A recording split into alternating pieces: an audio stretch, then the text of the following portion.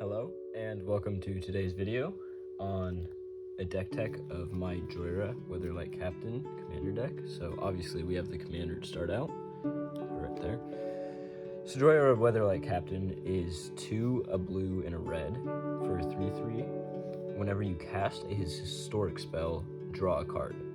So the point of this deck is to storm off with Jhoira, draw into an infinite combo, and win the game.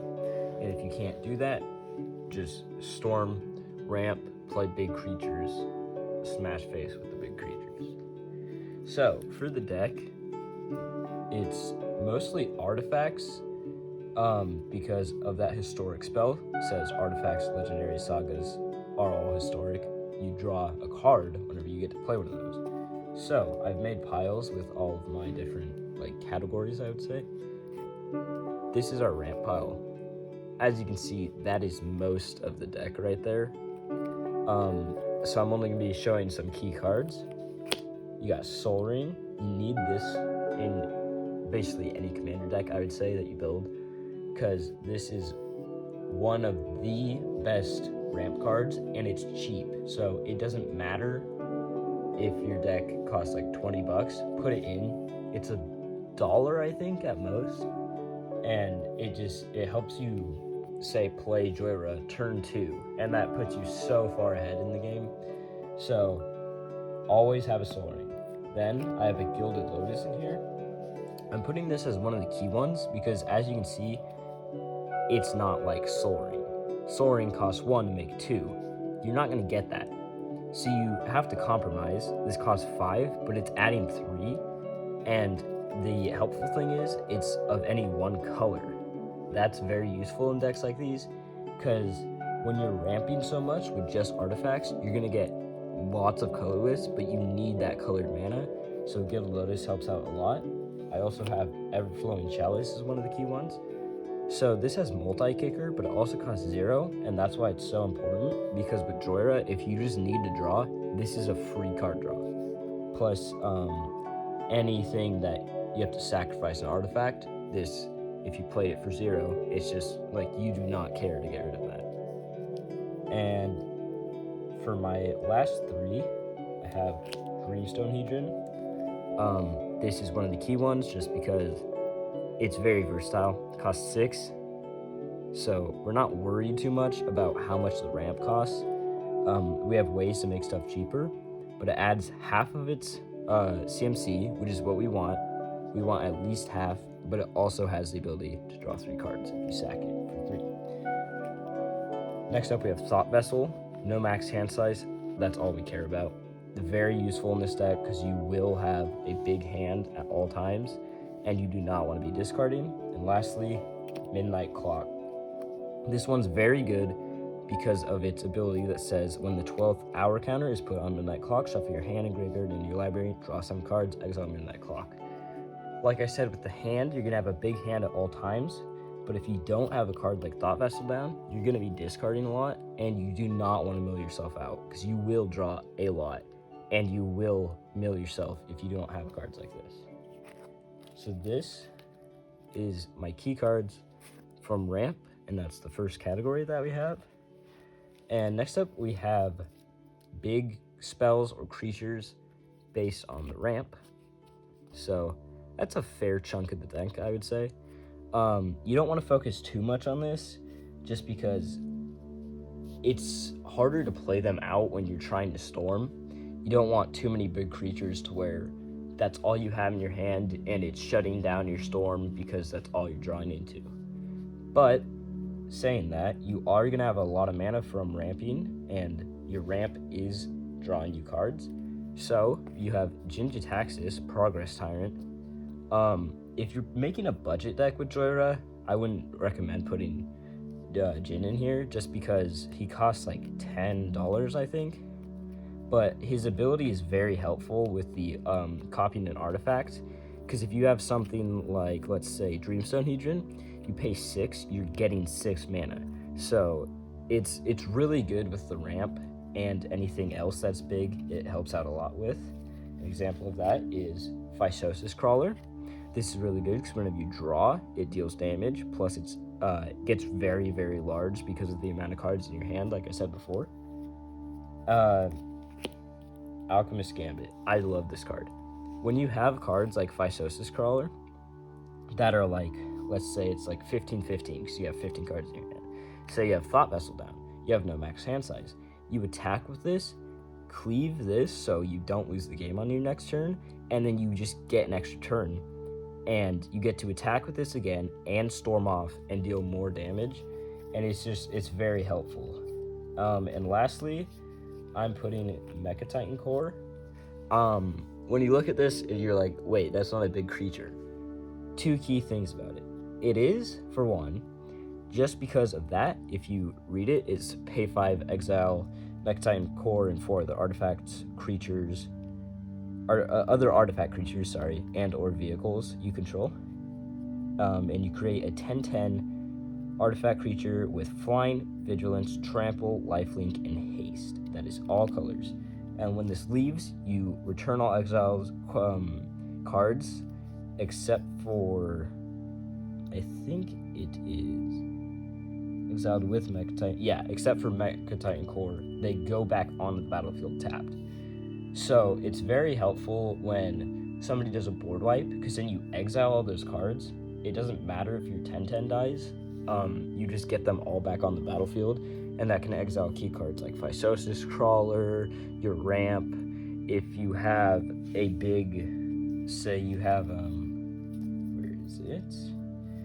Like a Steel Hellkite, and you don't want to lose that, you can just bring it back with the Mecha Titan Core, and it keeps the deck running through board wipes. So those are my key cards for big spells and creatures. Next up, we have I would call this it's kind of like removal and anti-removal. So we have a lot of mana, and that enables cards like Banefire and Demon Fire, where if you have a lot of mana, it can't be countered and the damage can't be prevented. That's very, very good, especially against counterspell decks, which is mostly what you're going to be worried about with these cards. But they're not the best at removal, and sometimes you need a board wipe. So we put the disc in here. So disc enters tap. That's the only downside to it, because it's an artifact. Draws can be cheaper, and it's only one, and it gets rid of artifacts, creatures, and enchantments. So very good, very versatile removal. And lastly, we have Grape Shot for our removal. So Grape Shot is very based on your circumstance. If you're trying to kill somebody, you can easily do that with Grape Shot because of that storm. It enables a lot of damage, and if you, I would say it's best against like goblins or elves when their toughness is weak, and there's ones that are making the other ones stronger. When you want to kill specific creatures, and a lot of them, Grape Shot does that very well when you're storming off. So I put Mirror Retriever and Scrap Trawler in here. This is for when your stuff gets destroyed and you want to bring it back. That's what these guys do. Their whole purpose is to just die and get your other better cards back. Okay. After that, very small pile here. I would say this is your support. These cards are trying to keep you alive and enable your combos in the game to where you can storm off and find your infinites. So we got these two first up. These are whenever you cast an artifact spell, you create a 1/1. That's basically all you want them for. This does have the option to where if you have 15 or more artifacts in your graveyard, target opponent loses the game, and you can repeat that. So if you did get board wiped and you are close to that, it's a very versatile card, I would say, for making just somebody lose out of nowhere, even if you just got board wiped. So yeah, these are good at keeping you alive and very good blockers. Next we have Pi's Revolution. So this is to keep your stuff from getting destroyed, and you can get it back. So if somebody's at low life, you just target them, because it's they have to pay 3 or give it back to your hand. So if somebody's at like 8, they're not going to take that 3. They'll give you your cards back. And if you have anything to sacrifice, you can just do that and then keep doing it and keep choosing that person until they're finally like, oh yeah, I have to take 3 or you're going to win. Then we have a Artificer's Assistant. This card is very nice because it's 1 blue. So this is normally going to be your turn 1 or 2 that you're playing this. So it's a 1/1 flying. Whenever you cast a historic spell, scry 1. With Jhoira, you get to choose which happens first. So you play historic spell, then you're going to scry draw. That's super good combo. Make sure that you're keep drawing and not drawing into lands and stuff, and it just helps you find whatever you need to. Then we have Reckless Fire Weaver. This is if you cannot find your infinites or your big damage, you have to get damage down. You have to play Reckless Fire Weaver, because it's whenever an artifact enters the battlefield under your control, it deals 1 damage to each opponent. So this just helps you, I guess, keep everyone's life in check and make sure that nobody just runs away with the game, and when you get to that point where you're like, oh, we have to take this guy out now, you have a way to deal damage to them and not just sit there and not do anything. And lastly, we have Kagoltha Forge Master. This is tap, sacrifice 3 artifacts, search for your library for an artifact card, put it into the battlefield, and then shuffle your library. So this goes very well with cards like, let's say, Steel Hellkite, Vysosis Crawler, I think, yep, Colossus of Akros, and Bosch. All very, very strong cards that you can just sacrifice 3. Say you want to get rid of like a Fire Diamond is a Signet Guardian Idol. To get a Bosch, yeah, that's worth it. So he just helps you find those cards and you get them down for free. Next, we're going to kind of have the control / you won't die.